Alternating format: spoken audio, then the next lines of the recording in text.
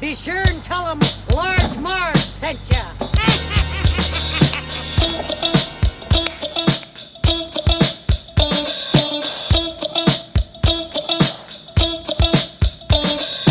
In the 90s, we were just teeny tykes. We went to movies and our bikes. We wanted to be DJs, but we were just teeny gals. So we went off to college and we remained best pals. 20 years later, we're still watching flicks and we're bringing you the favorite bit by bit. Sweetie and Sweetie are here to say it's the Large Marge Santa's podcast. Hey, hey. Hey guys, welcome to the Large Marge Santa's podcast, your favorite podcast where two sweet sisters talk about their favorite flicks from childhood. I'm Sweetie with a Y. And I'm Sweetie with an IE. And what's up? Summer. We love summer. It's really hot out with the F. Hope everybody's... I'm not loving summer. Too hot this summer. Too hot. I'm ready for fall. Hope everyone's having... What? I was going to say I was in some store today and I saw like a fall, maybe it was Target. They started laying out like some fall get-ups, let's say, boy. you know, in like Too a hot. I hate olive that. green or brown. And it just, I'm not 100% ready for fall, but just like the idea of it not being 100 degrees seems like a good idea. It's hard. It's a tough sell to put out sweaters when it's 100 degrees. So it's just not smart.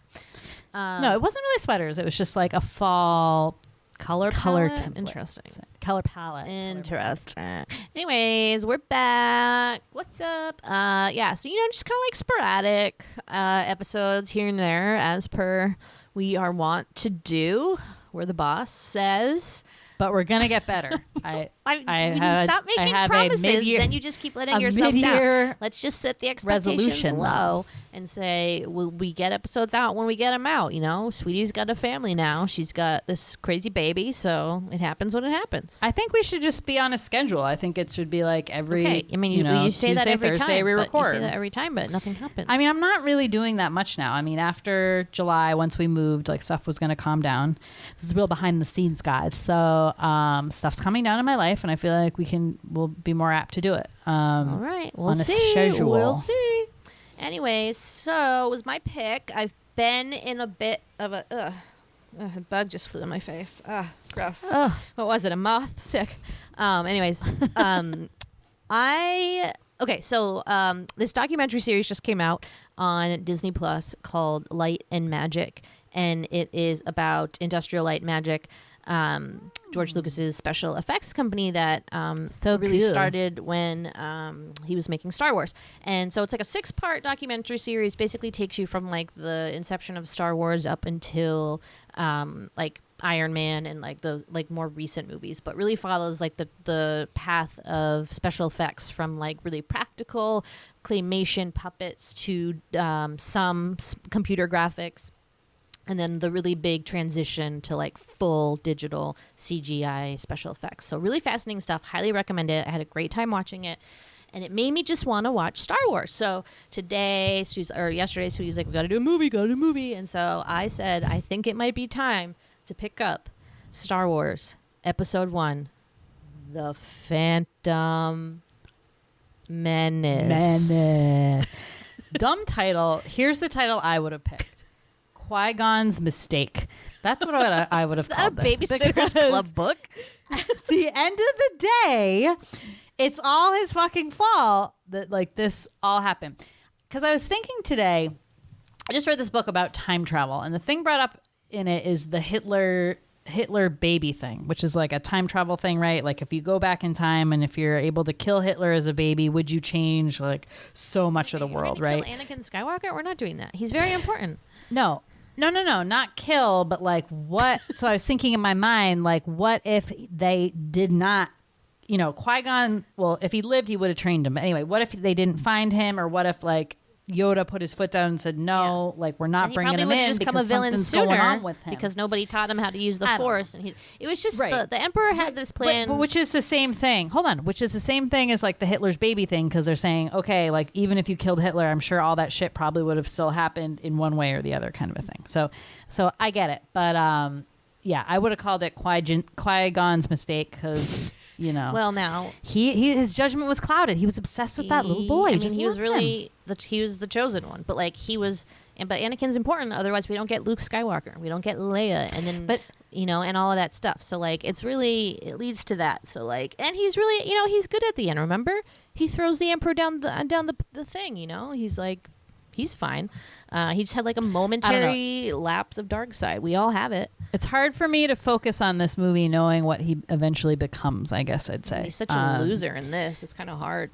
He's such a loser in poor this. He's also Jake like Lloyd. 6. Pour one out for poor Jake Lloyd. And the guy that voiced Jar Jar Binks, both of whom apparently, thought about suicide after this movie. Sorry, that's not funny. Because their performances were so ill-received. So just whose fault is sad that? stuff, but we'll talk about it. Anyway, so the Phantom Menace, obviously this was big, huge deal. Huge. So okay, I'm going to ask this question off the bat. So Phantom Menace 1999, question for you.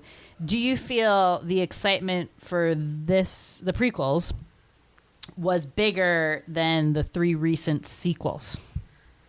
Yeah, definitely. Definitely, yeah. I think 100%, right? Well, yeah, because this was like the really first time since the original movies that like you got the rest of the story. People were all like hyped out of their minds, and then obviously these happen, and people were maybe a little less excited about the reemergence that J.J. Abrams put together. So I think that reception was just more hesitant or like cautious because of these ones. Okay, because of these ones. So let's go briefly over the timeline. So let's remember the originals came out 79 to 83 or 78, 79, 78, whatever.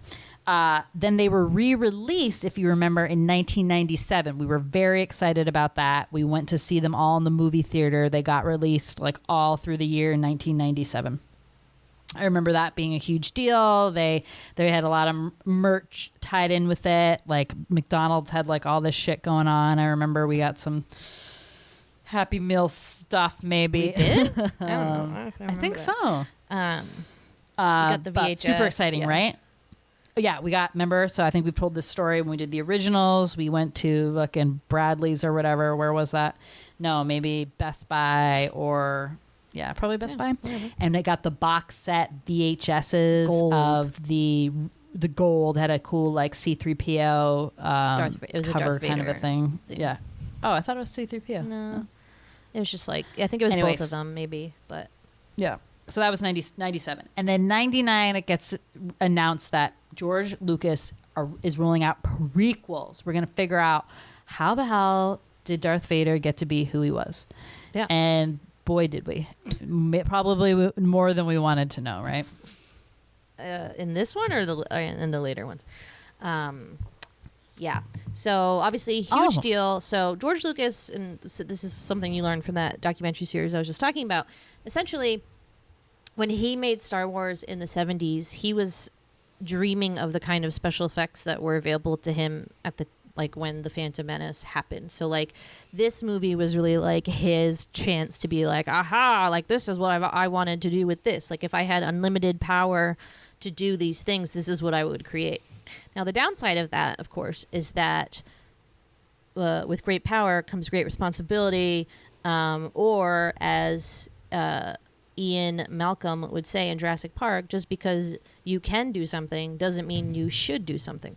So I think that the main ill reception from this movie comes from the fact that there are too many special effects, and it ends up looking very like digitally composed, too smooth, like things are just like too fancy and shiny and new, whereas the old Star Wars, the original Star Wars, were just like so almost amateur, and like it really was. When you look back and you see those films being made, like they didn't know what the fuck they were doing. They were just like, we need to make this space movie and we need to figure it out, and they just did it. And it really just gives those movies so much character and feeling, and like so much thought and care went into all of those effects, right? And so with these ones, it just felt really like impersonal and too modern. I think that like even as a child when I was watching these movies, I remember being like, this just feels like today. Like I could like turn to my side and be like, oh, Annakin, it's you, hey, what's up? Like they're speaking in too modern of a tone, or like the script's too modern. They're injecting all these like weird kind of anachronistic sort of things, if that makes sense. Yeah. And so I think that just really put a lot of people off of it. And then obviously there were a lot more like serious criticisms about like cultural appropriation and stereotypical depictions of creatures meant to be stereotypical depictions of race, is alleged by many. Yeah. So I agree with all that too, and I mean I never had a problem with the effects in the original ones. I thought they were really well, like it's really well done. Not even for just the time period. I wouldn't even put that caveat on it. I thought they were just really well done, and yeah, enjoyed that world that they built, which was sort of this dirty space world. Dirty, yeah, that's a good word. Dirty space like grime, world, like that, gritty, yeah, gritty, grimy, yeah. And this, it feels too polished. Now you could say, okay, the three middle ones are supposed to take place after this, and sort of like when there was a rebellion, right? So it was like kind of like a tough world then. This is sort of when stuff was like a little bit more perfect. Stuff was going well. So I guess you could like say that was maybe why that's like that. But yeah, way too much stuff going on. We always say this, like, I prefer the puppets. Like, I don't like the CGI anytime. I still don't like the CGI at all. But give me a fucking there's a time and a place animatronic thing any There's a day. time and a place for it. I think Jurassic Park was like, so Jurassic Park was the movie that really like jump started the digital age of filmmaking. Obviously there were effects coming out in like Terminator 2. It was a big one. That was like another huge one, but Jurassic Park was really the time that Steven Spielberg and everybody was like, we have changed the course of film history up to this point. Right. And like so badly that like all the sweet puppeteers and modelers in Industrial Lights Magic like had to find new jobs, either like turn over to what they called the dark side of digital special effects or like whatever. I know, and it's super sad, but still, even Jurassic Park, he used a mix. like a lot of, and that's what I mean, which is I like, think is more appropriate. that is the special formula. And they like Steven Spielberg says in this that like it's not, you never want to make a movie where like the whole point of it or like the thrill of it is the special effects. Like it always should be a focus to the story. And I think and it was funny that they said that, because I was like in my head thinking like, oh, like episodes 1 through 3, where it's like clearly he just like had a ball with like all the special effects he ever wanted. But with that being said, I think that this movie definitely got a lot of flack, and it's maybe not like as bad as as I remembered it, maybe, let's say. I definitely agree. Like I sat down being like, it's still cringy. Like, it's still like cringy sometimes, but I had a really good time and was really invested, to the point I was like, I got to watch the second one because I got to figure out like what's happening next. The second one's so bad. I mean, because I've seen all these and I remember, but I really haven't watched them more than like twice, I want to say. Probably we saw them in the theaters, and then I probably watched them like one more time when they came out. So I do want to go and like watch the second one kind of soon. I didn't think it was bad at all. Maybe it just it had been a long time since I've dipped my toe into this world and kind of missed like all the different planets and not the people, but all the space politics. Space politics. That's like what this is about, right?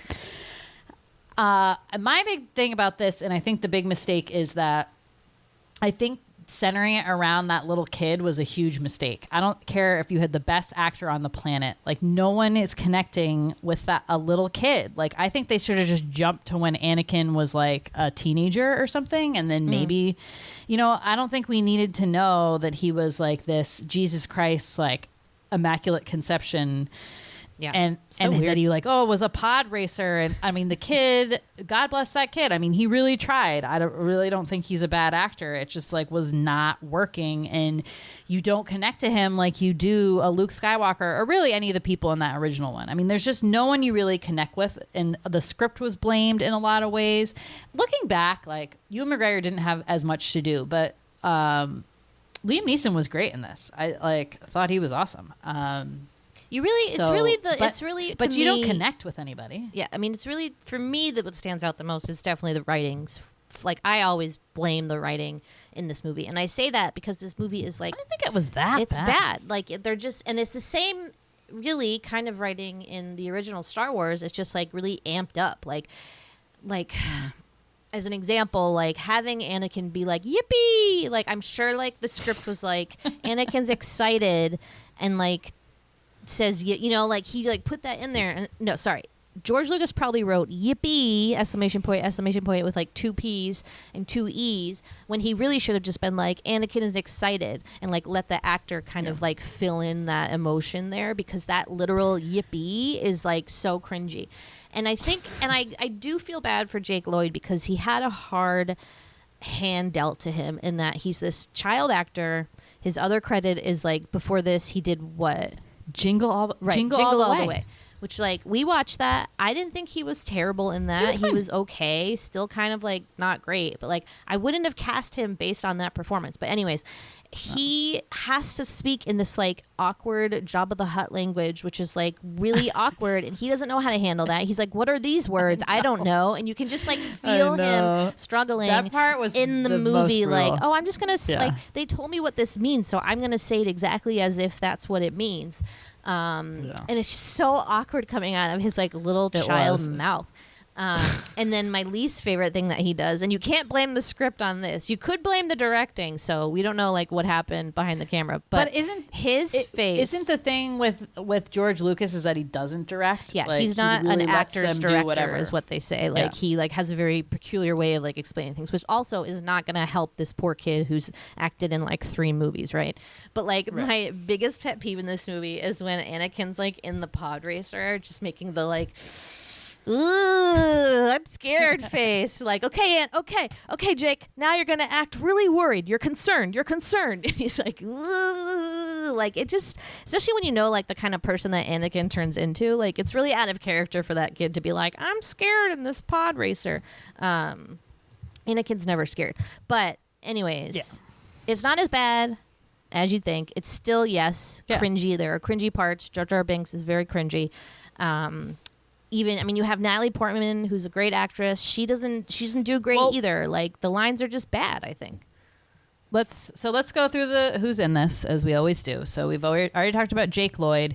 I always had a problem with Natalie Portman in this, and I think it was, again, the script and just, like, what they try to do with her being a certain person when she's Queen Amidala and a different person when Chancellor, she's Padme. Are you saying that the blockade is not really there? Well, I learned today that they wanted her voice to be a mix between like Katharine Hepburn and some other old Hollywood actress, and then they lowered the tone of her voice, like, which makes sense. That's why it sounds like the Queen Amidala is really like a character, right? Like in the Naboo political landscape, I guess. Like she's not like an actual, queen. She's like playing a role. Like she wasn't like born into it. Job? You're like elected. It's like an elected position. So you do this like figurehead kind of thing, I guess. Oh, okay. It's like the Queen of England. Okay, cool. Okay, so always, I don't know. I just don't think Natalie Portman's a great actress, and I think it just depends on what she's in. It really differs, right? Anyway, Ewan McGregor, Obi-Wan Kenobi. So when I put on this movie, it was part of the Obi-Wan Kenobi collection on Disney Plus, and I was like, ooh, I want to watch the whole Obi-Wan Kenobi collection, which is just like all the Star Wars movies and then the new series, right? But I just like how they made it like the Obi-Wan Kenobi collection. Ewan McGregor, gotta love him. I forgot he doesn't have as much to do as in this one because he's stuck on the ship while they're just a Padawan. in Tatooine. Right, he's just a Padawan with the dirty rat tail, which I read about the rat tail thing, which I totally forgot about. How Jedis, how Jedis have a rat tail until you go through the final test, and then they cut it off with the lightsaber. Pretty cool. But what about the girls? Like the girls don't have a rat tail, and some Jedi are not human, so they don't have hair. So it's kind of a weird tradition. Yeah, that is a weird thing. But I think he's great in this. He did a lot of work studying Alec Guinness's way he spoke and stuff like that to try to get him pretty close. Obviously, he has more to do in the next couple because, spoiler alert, Qui-Gon, dies in this one. But gotta love that bitch. And then the old Star Wars connection with him, with his uncle being freaking Wedge. Our favorite. I know. I love that. And then you got Liam Neeson. I think part of the reason Liam Neeson is so successful is it's really it comes down to the accents for me. Like it has to like, because this is a long time ago, I think having a unique accent in a galaxy and like a British, far, far away. and like everybody in the old Star Wars movie had kind of like a weird accent, like the Republic did, but or the Empire did, not like the Rebels really. And I think that was intentional, but it really does give it like a much more like spacey kind of vibe, instead of just like these like average Joes being like, "Hey Boba, what do you want to do today?" "I don't know, I want to go to the park." Like it's like so weird.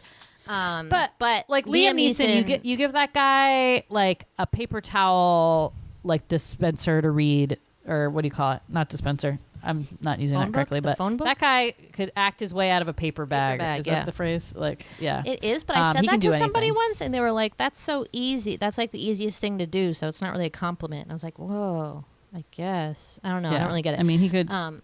It doesn't matter what the script is. Like that guy's gonna like make it his own. So he does. Yeah. He does great work.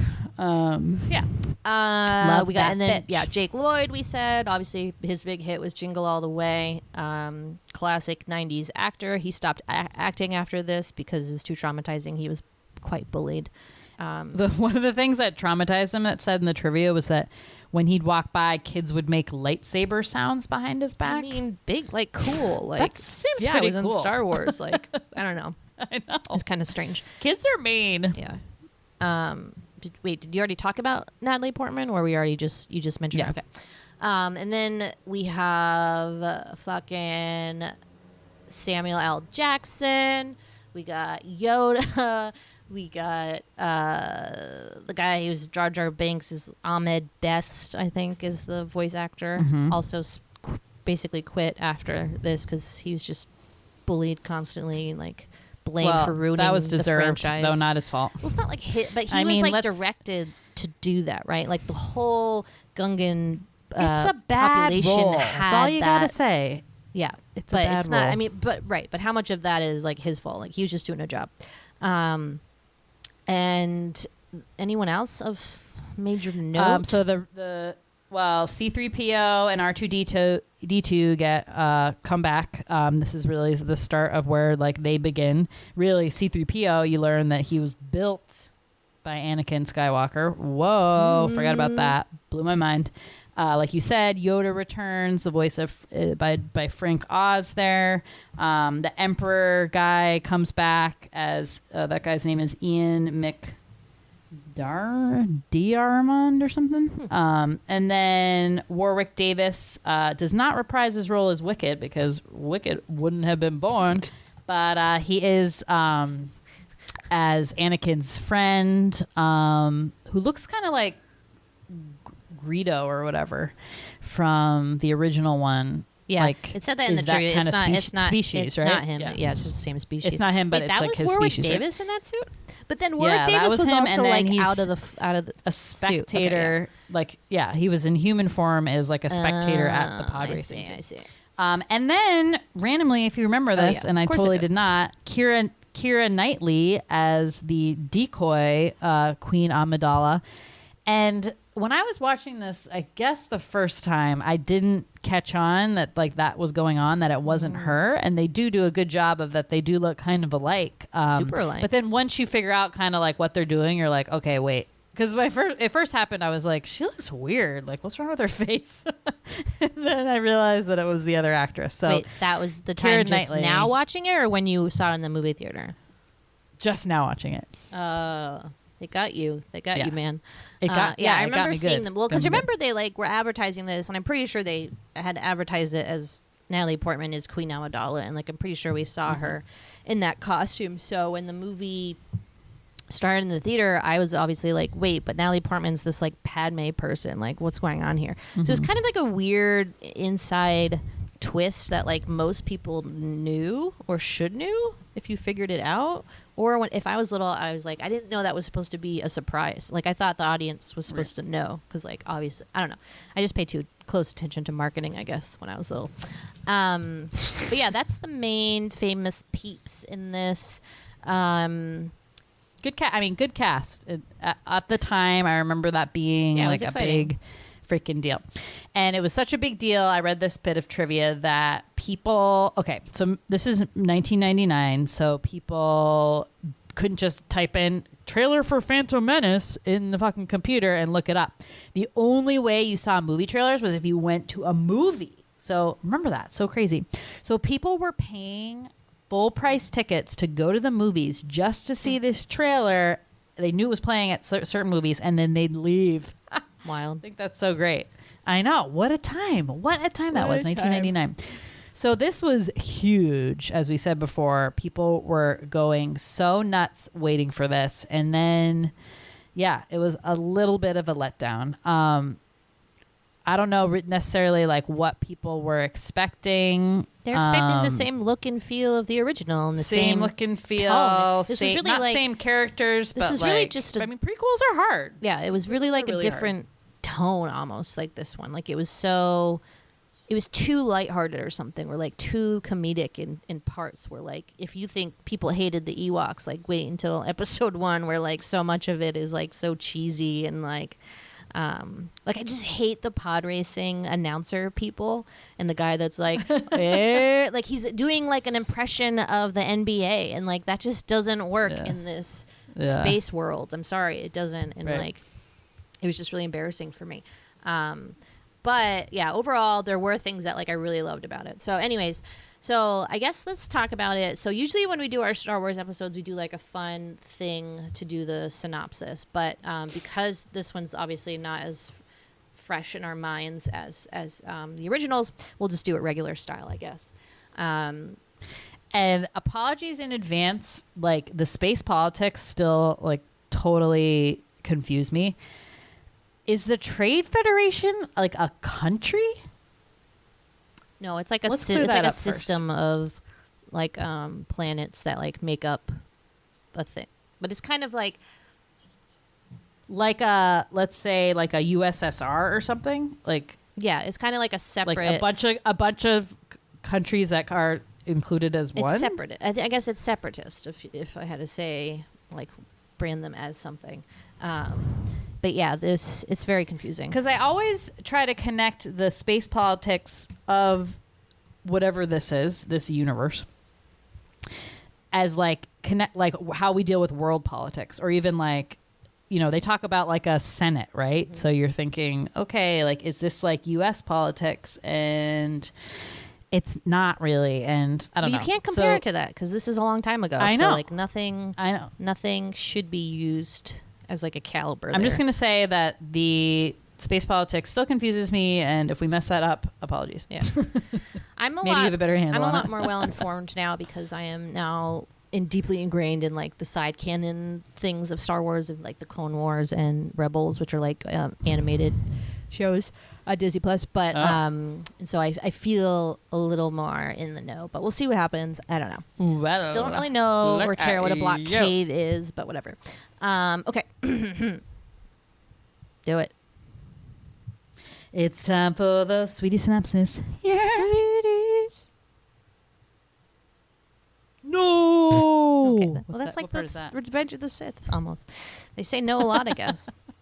I know. Well, that's just be funny. No real memorable lines for me, except I almost wrote down this one where this droid was like being sort of smart to Qui-Gon Jinn. And he was like, "You're arrested." He's like, "You're arrested," or something like that. Do you remember that part? That seemed funny. kind of anachronistic too. Yeah, exactly. Wow. Okay. How should we start this? There's a blockade. So okay. As we were talking about, the Trade Federation is like some kind of like separate nation that like kind of wants to do whatever it wants. It's like, I think it is part of the Senate, but yeah, it is because they don't want to get in trouble. They have a little seat in the Senate. Right. Like, they're doing but shady they wanted business. to invade. So they've been conferring with this like Darcidius person who is obviously who we know to be the Emperor in the original Star Wars movies. So that's bad news because he's convincing them basically to start a war with Naboo. which is this small planet that's like very wealthy and is ruled by this Queen Amidala, who, like we said, is kind of like a figurehead, but is also smart. But like her requirement is that like she has to be a 14-year-old girl. I don't really get it. But there's also this other species on that planet called the Gungans, who apparently they form a symbiotic relationship or something. So that's important. But anyways, the Trade Federation has created a blockade. So Naboo can't ship anything in or out, which is a big deal in space talk, you know, like shipping, exporting, importing, you know, it's big everywhere. It's big here. It's big there. He's an importer exporter. Yeah, it's how it works. So they can't get anything in or Art out. Vandelay. So, you know, crisis overload. So the Chancellor Palpatine, who now this is where I'm definitely fuzzy. No. He's Senator. Senator Palpatine. He's not Chancellor yet. And he's Senator of Naboo. Oh, okay. So that makes sense. Yeah, like Yeah. I didn't remember that, but okay. Yeah. So then, why was he appearing as hologram? Oh, because he was in Coruscant. Okay. Yeah. All right, I got it. Okay, so Senator Palpatine dispatches 2 Jedi Knights to like broker a deal with this Trade Federation and basically get them to like call off their ships, sign this like peace treaty. So these people, I can never remember their name. They're like Neo-Didians or something. They don't realize they're Jedis at first. They think they're just like people. What is that called? Like, ambassadors. Like they think they're just like ambassadors. Yeah. Then they find out they're Jedis and they're like, oh shit, like you didn't say anything about a Jedi. And so the Jedi at this point are like very feared in the galaxy, very like very what is that word? Revere. Is revered the word? Like Paul Revere? Sure. Okay. And they're kind of like the space police, basically, like the space FBI, if you will. And so they get very scared. They contact their buddy, Emperor or Darcidius. He's like, kill them, blah, blah, blah. So if you know anything about Star Wars, and maybe this is a spoiler, but like I'm just going to say it now because it makes the story easier to understand, is that Senator Palpatine and Darcidius are the same person, and you don't really realize that unless you're like a huge Star Wars fan and you know that guy was the actor of that. But basically what he's doing here is orchestrating like a false war between these two planets to get them to be at war so that he creates unrest within the Senate, and then he has an opportunity to slip in there and become the chancellor, and then decides, let's be the emperor. I'm skipping ahead, obviously, in the movies, but that's how he does his rise to taking over the galaxy. So this whole thing is really like a decoy, which is kind of like the theme of this whole movie, is like these decoys and these like good point. These false, like, what is that, like looky-loos. But basically, the Jedis get away, so they use all like their Jedi powers. Here's my question: is that like when that poisonous gas comes into the room, they like hold their breath, but then when they're in Naboo, they have those little like mouth organs for like breathing underwater. Could they not have just used those for the poisonous gas? I'm confused. It just seems like, does that work? Holding your breath, like, don't you still get some in your nose? Like you're not breathing in through your nose at all? And it seemed like a long time. Who knows? I don't know. They They're do Jedi. like a lot of Jedi shit. But anyways, they get out, they escape, they decide that their next move is to go warn Naboo that like a war is coming, basically, and they're gonna attack. So Naboo's basically already figured this out because they've stopped all communications. The blockade has like halted communications in or out of Naboo. So they're like, oh fuck, what are we gonna do? So these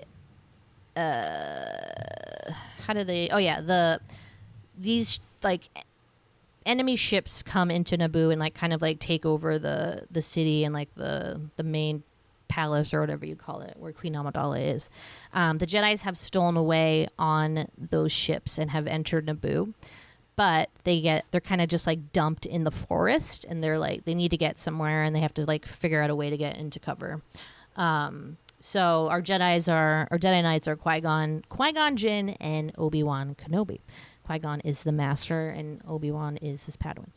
So they come across Jar Jar Binks, who's a Gungan, and they like save his life in the forest. He's this like dopey, aquatic kind of creature. Pretty dumb. Definitely the worst part of the movie. I feel bad, but like it's true. And he has tells a sort them, of a Caribbean accent, let's say, which I know was like a big thing that people got very upset about. That seemed really racist, the way like he was portrayed, right? not necessarily. I think also just like black caricatures, like like those characters in like the not Uncle Tom. What am I thinking of? Racial stereotypes of these depictions, kind of. So he talks kind of like Jamaican. He sounds almost Jamaican to me. Yeah, but it's like the Misa, like that's all just kind of like what people would classify as like slave talk. Yeah, and it's just like, ugh, it's bad. So anyways, he just tells them to go to his home, which is like this hidden city. So they go on the water and they meet with his people, and like they don't want anything to do with the Naboo. They're like, we're hidden under the water. We're gonna stay here, and they're like, fine. And he uses his Jedi mind trick to let them go, take a ship through the core, which is how they can get to Naboo. And then he gets Jar Jar to go with them as like a guide to save him, because he was like being not executed, but like punished for being clumsy or something. I don't know. Yeah, I didn't get that Poor part. Jar Jar. Anyway, so they go through the core. It's this very harrowing experience. We'll talk about it, I'm sure. They get to Naboo. They save the queen and her peeps from this like sudden invasion, and then they escape on a ship and get out of there. The Trade Federation blockade begins shooting at them, and then like part of their ship is damaged, and so they have to do an emergency landing somewhere. And where by always chance, an issue with these ships, I know. right? Like, should be isn't more this advanced. just a Star Wars thing? 8 oh my droids God. to fix it, and they can't fix it.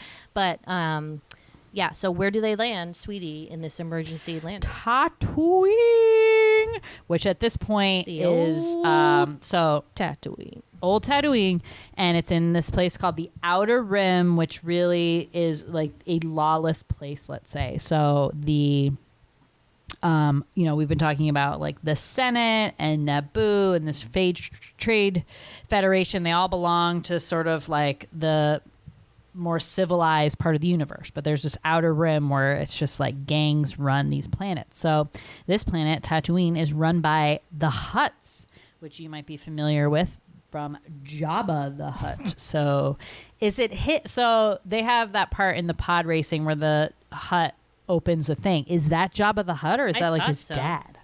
Because they announce it as like the Jabba the Hutt, and then that like stupid guy is there still. So I think it is. So he's just pretty old. He's like an old dude, old alien slug. Yeah, the snakehead guy was there. I don't know how long. Yeah, he looked worse for wear. I'm like, wow, you actually got better looking, less scary with age. It's really impressive. Hello. But yeah, that guy was Jabba a little no too creepy even for that character.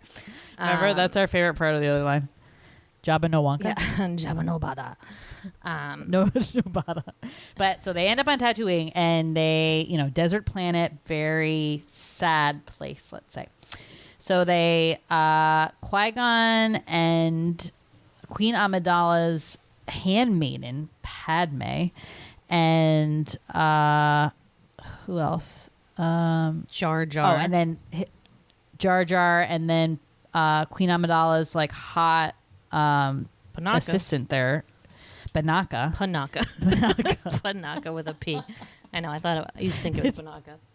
Be funny. It's Panaka with a P. Okay. Yep. They all go into town and go to the nearest, let's say, space garage to find like some spare parts. Panaka doesn't come. So, I think it's just Qui-Gon, Jar Jar, and Padme. Oh. He just sends her off. He's like, the queen's the queen, okay. And he's like, that he knows that like she's really the queen, and he's like pissed about it. He's like, the queen wishes her handmaid come, and he's like, this is the worst. It doesn't idea. make any sense at all. But this handmaiden comes, who looks strikingly like the queen. Like, hello. So they wander into town. They go into the space garage, and they find this little flying blue guy with like an attitude, being like, hey, like, yeah, like I got the parts, and they're like $1 billion space bucks. Like, good luck affording them, basically. And they're like, shoot, like we don't have any money to give to buy all these spare parts. I mean, is he the only junk trader in this place? I don't think so. No, there are plenty, and that's why I'm like, did they exhaust all the possibilities before stooping to gambling. I don't know. Yeah. So while they're talking to the flying parrot guy, this little mop top kid rolls in who is like the slave who like watches the shop for him while, he's doing like some other shit. And he starts talking and he talks to Padme. He's like, "Are you an angel? Like, I've heard of space angels and they're like so pretty and they come from the heavens." A space pickup line? Jeez. Yeah. He's just so precocious and so cute. And they're immediately like, who is this little whippersnapper? Who is the little whippersnapper? Anakin Skywalker himself. What? So yeah, he's living his life as like the assistant to that guy / his master. He tells them He's a slave. He gives them the info that like the way to get things here is to trade or gamble. So they find out that like the big gambling event is the pod racing. And Anakin says, I pod race. I built a pod. Hey, like, why don't you make a bet with the blue guy? What's his name again? I forget. Zebo? No, it's like Something like Watto. And so at this point, they've met Anakin's mom. He takes them to his house to avoid the sandstorm. Tatooine always has those sandstorms, Damn sandstorms. Cue the techno song Sandstorm. But the mom doesn't want him to do it. It's very dangerous. Pod racing is very dangerous. But Qui-Gon like senses this like kind of like force in him. He's like, if this kid's pod racing, which is extremely hard and apparently no humans can do it except this child, then there must be something special about him. So he at one like outside with Anakin like takes a sample of his blood, and Anakin's like, "What's that for?" And Qui-Gon's like, "Just testing your blood for infection." Like, weird. Like today, like if someone was just like, "I'm just gonna take a little bit sample of your blood right now. Don't worry about it. Just, do you have an infection? Why would I have an infection?" Kids, if someone asks for your blood, do not give Don't it to give them, it to okay? But the bigger question I have is, how did he send a blood sample to Obi-Wan on the ship? Like, is this It's magic. the blood with the the Elizabeth Holmes like device? Like what? You he can't send uploaded it physical matter through. to his Venus razor cartridge. The little things that they talked to were actually Venus razor Yes. cartridges. Very funny. Painted. Yeah, it's just, I mean, that science really wand waving. I just don't see how it works. But anyways, Obi-Wan like instantly analyzes it, and so you find out that like what makes a Jedi is this like presence of something called a midi-chlorian in their blood, which are like these like weird force droplets or something. So apparently Anakin's are way off the charts. Like you see the little screen that Obi-Wan's looking at. It's like, pew, pew, pew. Like it's like, whoa, that's a lot of midichlorians. So he's like 20,000, which like even Master Yoda doesn't have. Whoa. So then So you find think out. he'd be cooler. But then you find out that he doesn't have a father. The mom was just like pregnant one day and then had the baby. Like, whoa, fucking weird, right? So... But like I think that's what's implied, but the way she says it could also be just like he wasn't around. Also, I think it is supposed to be immaculate conception, but she's pretty sketchy. She's like, I got pregnant, but I carried the child. I gave birth to it by myself. Like she was saying it more like that. Yeah, so. but it's meant to be that he's like this chosen one he just appeared, who's meant to like bring balance to the Force. So Qui-Gon thinks he's very special. Jesus Christ. So he's gonna bet everything on this kid to win the pod race because he thinks he can do it and he has like a tremendous amount of power. So he bets like the parts or whatever, and then at the last minute like decides to bet for the boy's freedom as well because he really thinks he needs to be trained as a Jedi. So the pod race happens. It's very harrowing. You don't think like Anakin has a terrible, embarrassing start as most sports movies do. It's like, oh fuck, they fucked up. They're never gonna make it. And then what happens? They win. They always do. So he wins. Yay! They get the parts. He gets his freedom. Meanwhile, Darcidius has sick like his apprentice on them named Darth Maul. And he's after them on Tatooine. So he sent out those little like tracking orbs to find them. He knows where their ship is. He's coming for them.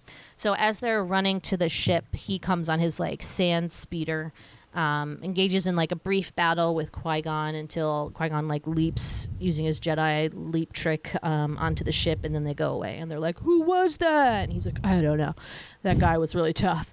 I'm an old man, I guess. And like he's really out of it, you know, and you're like, whoa, Qui-Gon, you gonna make it, buddy? You gonna make it? You okay? Well, he has a double lightsaber, first of all. Not in that scene. He doesn't have the double one until the end. So that was just a single, but he's got moves. Okay. So the Sith are Okay, that's what I was gonna think. The Sith have moves. The Jedi are boring, man. Why can't they do the side flips? I know. So yeah, so the Sith are like essentially previously like extinct other side of the Force that was like dark, and it had been kind of like vanquished basically, but there had been a presence that they have come back. So it's alleged that he's a Sith, and so they get to Coruscant and they meet up with the Jedi Council there. And Qui-Gon tells them about this like other evil presence, so they're very like weary about that. And he's like, "Hey, I want to train this kid as a Jedi," and they're like, "No, he's too old. Also, he has way too much anger and fear within him. Something bad is going to happen." But Qui-Gon just like won't stand for that. So, meanwhile, the Senator Palpatine brings Queen Amidala to the Senate, and they kind of like do whatever that's called, where they're like, the Trade Federation tried to kill us and like trying to go at war with my planet. And the Senator Palpatine like whispers like, you know, some idea in her head that like the current chancellor has like his mitts in the Trade Federation and he's like a bad guy.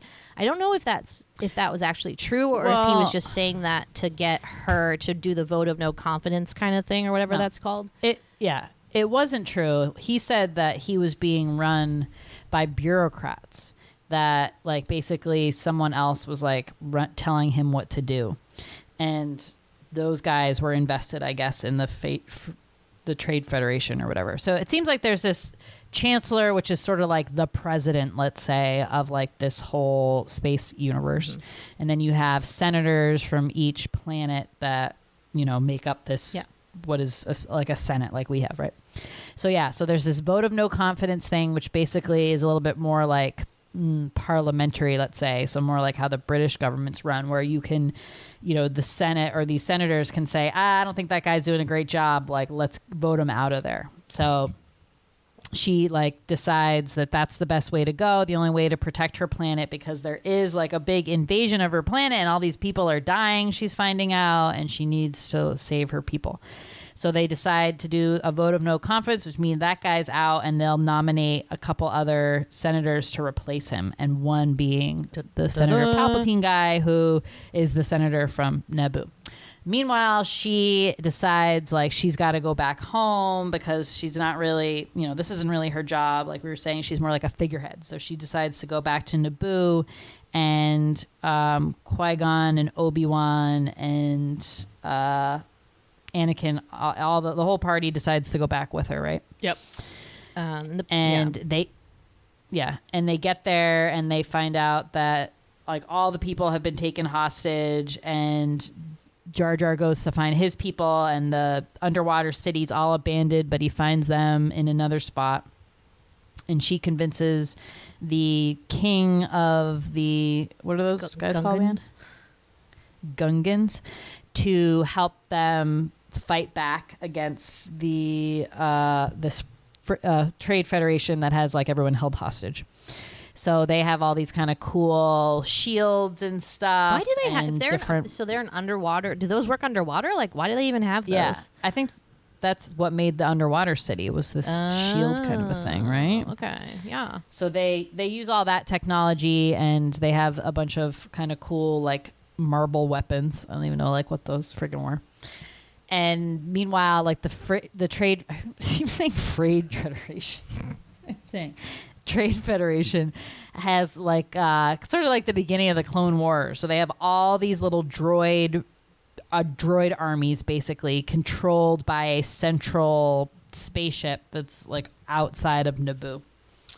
So they have to dismantle that spaceship to dismantle the droid army, and then they're trying to get to the palace where those like slug-like, you know, Trade Federation dudes like in wheelchairs are walking. I don't in know what walking they're doing chairs. there. They don't even need. Those guys sometimes are creepy they're as fuck. walking. So, What were so they? they don't even They need- are creepy, and again, really like oddly placed accent that really rings pretty like close to stereotypes of, let's say, Asian countries it's that got yeah. like pretty ugly. right, and it's like the Fed. I don't know. It just seems like they're trying to make that side of like an Eastern, like Orient kind of. Yeah, it's bad. Even down to their dressings and Yes. stuff. But like so what is they're Queen wearing, Amidala's dress, like also very like Yeah. exotic and Asian influenced, and that's like Right. where like I guess the Geisha. cultural appropriation part of that comes Right. in, but it's just like an influence really. But yeah, so they're trying to reach those people. They Queen Amidala, who's now like dressed as Padme, is like, now it's time to make a new agreement. Whatever their name is. Okay, who knows? She could kick some serious ass. That got like kind of was surprising to me, where she just all of a sudden has this like. Well, first of all, she's like a shitty little like gun. Yeah. Then she does get a better one, but then she's like doing all this crazy like warrior stuff, and she was just like with the guys. I was like, wow, okay, you're not just wearing She's these a pretty badass clothes and motherfucker. yeah, I mean, she's remember, like a badass she's bitch. Luke and Leia's mom, so she's got to kick ass. I know. Well, then I remember in like the second one when they're battling something. Remember, there's Yeah. like they're in this like pit or something, and there's all like the animals Just coming remembering in. that. Get 'em. Yeah, that's wild. But yeah, so then meanwhile they've been like, okay, Anakin, you stay in this ship's cockpit. Safest place for you, hands down, safest place. Like very strange because Qui-Gon knows that like Anakin, first of all, is like a daredevil. Second of all, loves flying. It's just like seemed really risky to leave that kid in the cockpit during a battle. But he turns the plane on to like help kill the droids, and then the plane's on autopilot, unfortunately, so it takes him immediately to like where the other starships have gone, which is to the droid ship or whatever that's controlling the droids. So he figures out a way to like, or R2 turns off the autopilot, which is great. I'm really honestly shocked that all those pilots had autopilot on. Like, what are they thinking? You can't have autopilot on when people are shooting at you. What a terrible idea. So bad idea. anyways, but Anakin gets out of it. He, gets hit and then finds his way into the actual ship hangar. Is stuck there because he overheats. This seemed like the pod racing problem too.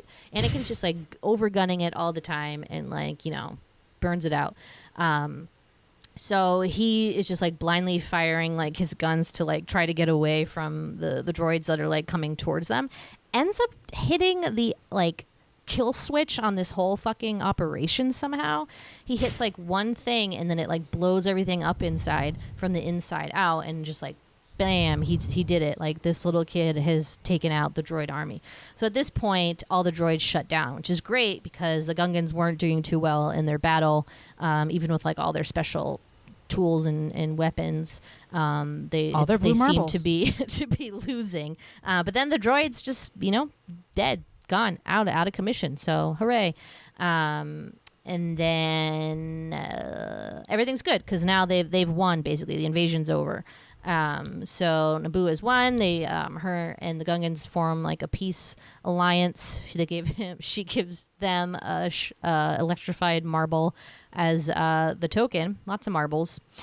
And then there's a whole bunch of like, oh, okay, so we're gonna train Anakin, right? And they're like, ugh, fine. They let him do it eventually, right? Because they're like, well, he did save. Well, hold on, you missed. Oh, sorry, you're right. I kind missed of a this big whole part. So as Obi-Wan and Qui-Gon are like leading the Queen through the palace, who should arrive but Darth Maul himself, this time with a double lightsaber for the two of them. So they engage in this like really intense lightsaber battle set to the the famous piece of music from this, also by John Williams, and The Duel of Fates it's called. So it's great music, and it was definitely like my favorite part, hands down, when I was little, and like to the point where I would play it in the basement and like play lightsaber fights like by myself, like I was a Jedi. It was so exciting. Definitely highlighted the movie. Like choreography is really good. It's pretty exciting.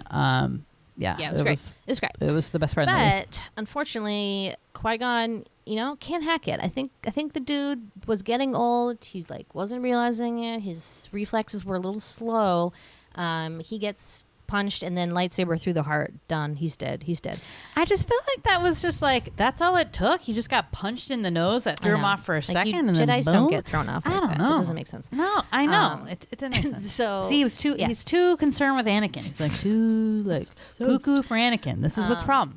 Qui-Gon's mistake. I'm telling you. New title. Volume 1.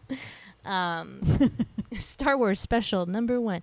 Obi-Wan's obviously distraught. He has kind of starts fighting with anger, which you're not supposed to do when you're a Jedi, but really almost gets Darth Maul, and then Maul kind of throws his lightsaber, kicks his lightsaber over the thing. Obi-Wan's hanging on by a literal thread, practically this little light, this tiny little light fixture on the tube, and you're like, oh god. This is another theme with Star Wars. I feel like people always go sliding into those holes and then are able to hold on. They always fall right where there's one of those little thingies. What the hell? If you're falling to that level, you're almost falling down like a shaft. The Force would knock you off. You would not be able to hold on. I'm not a Jedi. You're not a Jedi. You don't know how much easier life is as a Jedi. You probably can just do whatever you want. But Obi-Wan uses the Force, gets Qui-Gon's lightsaber to come. He flies out and then manages to cut Darth Maul in half and sends him flying into the abyss thing, and he's gone. I'm not going to say dead. We'll talk more about that later, but he's gone. So Obi-Wan Obi-Wan is Master, no, and then Qui-Gon's promise me you'll train the boy. So once they're back in Naboo with the Jedi, he's Qui-Gon's dying wish was for me to train the boy. I guess I have to now. Haha. So now he's going to train the boy. So Obi-Wan is his new master, which is, as we know, the Darth Vader. That was his old man. That was the whole thing. So that is that, and then it ends with this open question of, so with the Sith, there's always two, just like a Jedi, a master and apprentice. Which one was killed, the master or the apprentice? And then there's this ominous shot of the Chancellor, now Chancellor Palpatine, zoomed in. And if you're a smart film watcher, you're is that a hint? And you're yes. Way to give it away. I profile. think that was way too heavy-handed. What? Yeah. For sure. Don't do that. And then there's a big celebration, and that's it. It's definitely complicated. I will say, thinking about this, I was I feel like the plots in the original Star Wars were not that hard to understand. It was very basic at its heart, right? It was there is this bad person coming, we need to save Princess Leia, that was it. We need to get rid of the Death Star, that was it. It was very basic, right? These ones are so complicated. The Clone Wars one is so fucking confusing, and I'm dreading trying to remember how that whole thing happens. But these were just so confusing. Why are we talking about their blockades and trade? I don't as soon as I remember confusing and boring. Yeah, I remember when this started in the theater when we saw it, and we all went as a family. I remember it was we were all really excited about it. And I remember this started, and I'm reading the crawl, and I'm what? I'm in my 7-year-old or however old I was brain. I was what the fuck is a blockade? And I continued to be confused the whole time. Never understood it. Still kind of don't. That whole politic. Yeah. I get it a little bit more now. I'm smarter. I'm almost 40, so thank God. Bad choice of story. Immediately too confusing. So that was my biggest gripe. But do you remember going to see this as a family? Do you remember that being an event? There's a cat outside the door. It's creeping me out. Is it your cat or a random cat? I think it's my cat. Hello, Moosh. Why is that? Hold on. Is she not allowed to be outside the door? Anyways, we all went as a family. I think obviously Star Wars is really important to us as a family. It was one of our favorite family classics. She wasn't there. It was, oh my God, you got a ghost. You got a ghost cat. Spooky. Oh, Spooky. no. Scared though. Spooky. Do I remember going to this all as a family? Not really. Yeah, Tell me more. Fun. I remember after we left, I remember Mom immediately picked up on the fact that like there were all these like awkward racial stereotypes being portrayed, and I was like, wow, my mom's so smart. And I was like, wow, yeah, go they're Carol. totally, yeah, definitely. And like that's when I was like, yeah, Star Wars is racist, but not really. But like at the same time, I think I did like come away mostly liking it. I think I thought it was cool, but it very quickly became like not a cool movie to like. So I think I probably like kept that maybe a little secret. But here's what I remember most about this movie was the underwater scene with all like the creatures. So I was obviously it was cool. really scared at first when they started going underwater in the movie theater, because if you remember, I have like a very large fear of sharks and Jaws, and so like I remember as soon as that scene started in the theater, I was doing the like, I'm just gonna look at the floor for a little while until I know there's not gonna be a shark, and it ended up being okay because it was just like these like kind of alien creatures, and nothing really like jumped out like a shark or anything like that. Like it's kind of like the Little Mermaid, where like you know the shark is there and it's following them, like tragic irony or whatever. What is that, like when the audience knows but like the people don't? Right. And so it wasn't that scary, but I really like that scene because of like the scale of the creatures, and I think actually that scene is a pretty good representation of CGI, especially like some of those creatures, like that really big like dinosaur kind of one in the beginning, that like the first one that eats the big fish. I thought that was just it looked really cool, and like I honestly, like you probably hadn't really seen anything like too like that in the movies at this point, so that was, I thought, a cool scene. And then obviously, I mean, sometimes CGI, like you said, is totally warranted and you need it and it looks good, especially for world building like that. Right. But if you have an awesome puppet of Yoda, like, use the puppet, don't use... Yeah. And I know they have to use the digital version of Yoda later because he's doing like all of this like crazy fighting, but like there were a couple parts in this where they switched to the digital version of Yoda, and you're like, why? Like he's literally just standing there. So strange. Yeah. But I know. I hate digital Yoda. I'm sorry. He's not for me. But I liked that underwater scene a lot, and I like it, even though Jar Jar is super annoying in it. Did you have any scenes that stuck out to you, either like this watch or when we saw it in the theater? Seeds. I mean, the pod racing, I remember that being like kind of a big deal. Oops, sorry. And like talked about, though not that impressed with it, and I feel like it went on like way too long. It's like 9 minutes or something. Yeah, it was just like, why is this race so long? So crazy. And I don't know, the sets were all pretty cool. I love like the Naboo whole land is so pretty. It's like looks like Italy, kind of a Venice look to it, and they did actually film some of the inside scenes there. I don't know. It's fun. Like once you've been, now that we've had 9 of these movies and you really do know like the full story, circling back to, what the heart of a prequel is, like where all this stuff started. So when you start like, okay, so I got a little weepy, I'm going to admit today, when the R2, you get introduced to little R2-D2 and what is he doing? Saving the day. Did it. And so he they're trying to get away from wherever they were, the blockade. In the beginning. The blockade, right? And so they have, how they use those droids to fix like the ships when they're moving. So 3 droids go out to fix it, and the little droids are like working on it so hard, like and one gets blown away, and you're like, oh no, and there's only 2 left, and they're like the wonky looking ones though, like like the weird R2 machines that are like kind of wonky, like, and the ones that like the red one or the white one. Yeah, what about that blue Luke one? Rejects from the Jawas. What about that blue one? Yeah, with that blue one. Yeah. That one has a bad motivator. So like so one gets blown away and you're like, oh my God, there's only 2 left. It's R2 and one of the weird ones. And then the other weird one gets blown away and you're like, oh no, like what's going to happen to that cute little R2 one? And he like, he's working. And he freaking saves the day. I cried. I was like, oh my God, like he did it from the beginning. It was cute, yeah. So cute. So he's always been and very then important. When you get introduced to C-3PO and he's just like how he always is, that's like my favorite thing about these either prequels or sequels, when you like have those little like almost Easter eggs or whatever. Or like And there was like a couple other ones in here. Yeah, reunions. This one was kind of far off. Like E.T. is in this as a little nod to Steven Spielberg. He's in the Senate, like, or E.T. like creatures are in one of the little Senate pods, like as part of the, you know, the Senate. They exist on one of the planets, I guess, and they're like part of the Senate. So like all those little things, I just love that about this movie. All the characters. So you see like.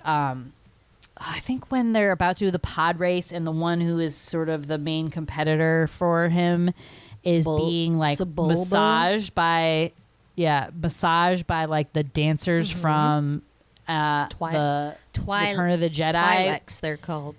Yeah, who are like the dancers in Jabba the Hutt's thing. And then you have next to Jabba the Hutt, a slave in like a bikini, just like Princess Leia wore. So it's like all these little things that if you're a big fan, you're like, ooh, like love that. Loved all of Queen Amidala's like, even though they were cultural appropriation, pretty cool outfits, but mostly for me it was the hairstyles. The space hairstyles in general, both when she was Amidala and Padme, with the intricate braids and ponytails and crimps, man. Never seen so much hair. I'm here for that. And it goes, you know, we talked about it in the originals because Princess Leia also has a great bomb hairstylist because she has like such cool hairstyles. So space hairstyles, I'm telling you, like whoever they hired to do that sort of design, George Lucas, I mean, I'm sure it's hair, makeup, costume, etc. Whew, they nailed it. What's your favorite I love the space Queen hairstyles. Amidala outfit ensemble? Well, you know, her sort of formal ones are a little too much for me. I got to go with the last one, the white dress, real pretty. Well, she's which also is sort of a throwback to when Princess Leia gives Luke and Han like an award at the end of the first one. It looked a lot like that. Yeah. Really, all these movies are just like kind of the same. Like you have like this conflict that ends in an explosion of some kind, and someone gets an award at the end, and then there's a celebration or there's a party. Yeah, it's like yay. Except for the Empire Strikes Back, definitely. which is just like bleak, and the Clone Wars too, I guess. And this one felt like a little bit like the Return of the Jedi in the sense that they use like a sort of not animal, but like the creatures on that planet to help them defeat like the bad guys, and they use their own little things. Like unfortunately, those Gungans are like not that. You're just not that connected to them, and like we said before, the Jar Jar Binks character is just dumb as shit, and it's just annoying. I don't know if they thought that was supposed to be funny, but he was annoying. You couldn't understand him half the time. It was just... As you know, I like to put the subtitles on. You should have seen what these poor subtitle people thought that Jar Jar was saying. It was pretty funny, I have to say.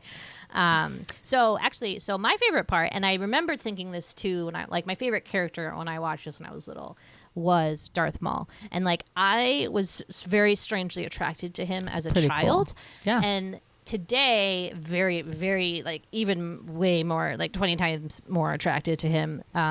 He's just like so cool and mysterious and hot. So he's like a huge character in the Clone Wars and Rebels. And he's just like my favorite character.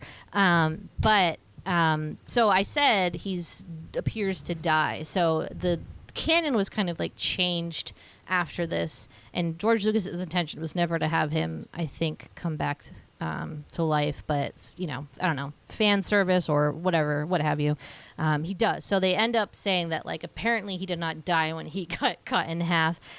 He like clung onto something, fell into like a garbage pit, and then like lived for 12 years like in the like garbage land of something, and like had these like legs on. And then his brother Savage, which is just savage but like pronounced like Savage, comes and rescues him, and then they kind of form this like alliance to try to take over the galaxy. And so he becomes like a major character again later in the Star Wars. And then if you remember at the end of Solo, a Star Wars story, it's revealed that he's actually the boss of the Emilia Clarke character, and it was like a really big shocker to anybody who like had never seen Clone Wars or Rebels. But yeah, so he's still alive and well. So what's the deal with his face? Is that paint, or that's what his real face looks like? What his real face looks like? He's like that's his species. I forget what they're called, but I think they Poor come guy. from a species that's like actually these like evil witch ladies or something, and they're like one of few men of that species. I don't know, something weird. Crazy. But I love him. I think he's so hot, and yeah, he's my favorite. He's got the moves. Like I said before, what the hell, Jedis? Get your shit together with your moves, your old crusty moves. Get on. There was sometimes this training Obi-Wan plan was a little stiff with the lightsaber. Like, as he says in, A New Hope, it's a graceful weapon. There were sometimes he was not graceful. Let's be honest. Granted, he hasn't taken the Jedi exams or whatever himself yet and graduated, but he seemed a little rusty. But still, a great fight. Love that scene. Love that music. It's really, really excellent. Yeah, I too was obsessed with that music. I feel like I got the CD and was like, I played it all the time. And yeah, it's good. John Williams at his finest. Did you know that a 6-hour cut of this movie exists somewhere? Allegedly, according to who? Jake Lloyd. Like, that was weird. I was Jake like, Lloyd. Yeah. Yes, I did. First of all, I thought this movie was too long. Yeah. I looked it up because I was kind of like on a hard stop at 3:30 that I can only watch it until then. So I was like, dang, how long is this movie? I was like 2 hours and 15 minutes. Like, what? Yeah. Too long. So yeah, a little too long. Could have cut They this. spent If too you're a much kid time watching on this, I would have been like, Tatooine. I know. yeah, And it's like way that's too not much. even That part was boring. the main conflict is like the Naboo stuff, and it takes them forever to get back to Naboo, and you're like, Jesus Christ, we That still have stuff to is save Naboo. boring. You don't even like see Anakin do anything like really cool. He's just like a gross like grubby kid. Yeah. Again, I'm just like, I just don't think I don't think he's gross. I just don't think Why they is he should have. gross? I mean, just like a grubby kid. I just don't think it's like fun to follow around a little like dopey little kid. I don't know. And I just think that was like a real mistake. Okay. Did you also know that had he not died, Tupac Shakur was going to be Mace Windu? Oh, wow. Interesting. Yeah. Crazy. That would have been strange. Yeah. I mean, I guess he was an actor. Yeah. He did do some acting. Poetic Tupac. justice. Yeah. Yeah, wow. Go Tupac. But then we wouldn't have had Samuel, which I feel like he was good in this. Also, MJ, not Michael Jordan, but Michael Jackson, wanted to play Jar Jar Binks. What? It's like Harry Potter. Like, people were just like making plays, like campaigns to be in things. I don't know, like, Yeah, they wanted to why so bad. they knew about that character, but like, yeah, luckily it didn't work out, and he did not become Jar Jar Binks. That'd be so weird. Yeah, I don't think he has the. So, you're not an actor, Michael Jackson. I don't know, like what Does he dance? No. Cuckoo. Okay. Maybe then it would have actually been a good character. I mean, think about it. Talk about Hitler's baby. How about MJ? Jar Jar They do Binks? redeem a lot in the Clone Wars and Yeah, and Rebels. he does get like better. Jar I don't Jar. remember. No, not. I mean, in the cartoon show, like the Jar Jar Oh, okay. character has like a pretty decent 180 for me. And the droid army also, who I thought were like so stupid in this and like cheesy, but in the series they're like really hilarious and have just like these funny little like characters. Yeah. But yeah, I just feel like with Jar Jar, they were trying to make one of the characters a non-human one. Like, they have had success before. So obviously like a Chewbacca or the Ewoks, they always tried to bring in like a non-human buddy character. And that was supposed to be the Jar Jar Binks, but he was nobody's buddy. no one liked him. People just thought he was annoying. Yeah, nobody liked him. Padme I feel liked bad him. about that. Like, they're just like making fun of him, and he's just doing dumb shit all the time. And you're like, what? Yeah, he like what are you doing? And then there's the battle scene where he just keeps like messing up. Where Like, some who people's gave like, that? grab this, do this. Who gave like, that? Who gave that man a gun? Like, it's like, Yeah. or who made that man a gunner? Oh. Like, why did they make him do that? Like, I know he wanted to I was like just fight, like- but like he really is too clumsy, Jar Jar. Yeah. He's no good. He's no good. Yep. You're no good. I think they make him a good. senator, You're like no in the later good. ones, which is like, is Oh, he also? God, But he doesn't yeah. have any lines Good like job in for the rest him. of the rest of the series. So, they learn their lesson. So next one is Clone Wars. No, Attack, and then Revenge of the Sith. Attack of the Clones is the second one. Clone Wars is the cartoon series that I keep talking about. It's Attack of the different. Clones, and then Revenge of the Sith is the third one. Mm-hmm. Yeah. Yes. Right. And by the second one, we have, which becomes the next big mistake, the Hayden Christensen portrayal of Anakin Skywalker, and then their whole like love story, and then the Emperor gaining more power, and then Kill all the gets Jedi. slowly like turned over to the dark side. Just from like this like anger that he had inside of him. I'm just trying to like Yeah, remember. the Sand People like kidnapped his mom and she died, and then he's mad about that. And then he was like having this fear of Padme dying in childbirth, which she does, and but mostly because of him. The guy So- just needs therapy.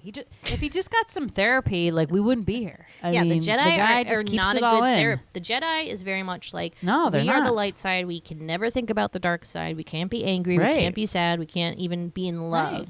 And it's just, it didn't. Right. That's why Luke wants to get rid of them, basically, in the later films, because it's not a good sitch. Like it has to be a outdated. balance. Yeah. You need a little bit of both. You can't have just like one absolute thing.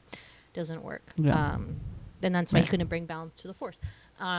But so maybe I guess we'll watch the other one since Sweetie's really jonesing for it, but she wants to watch it like tomorrow, so obviously we can't do that. But I mean, I don't know if we have to review them because they all kind of similar in this same vein. all right, I don't know if we'd have like too much extra to say, but I'm flipping through, like I said, the Obi-Wan collection.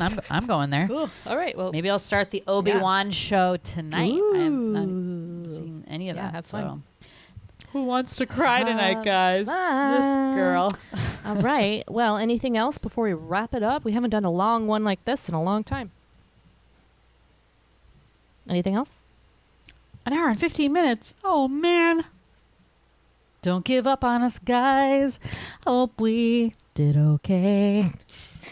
Yeah, it's fine. This is not like Dick Tracy. It was better. Yeah, apologies for that one, guys. That one went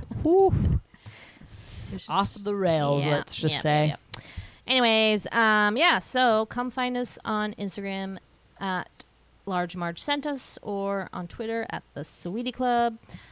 Did I do that in the wrong order? Maybe. Anyways, No. thanks for listening. Bye. Bye.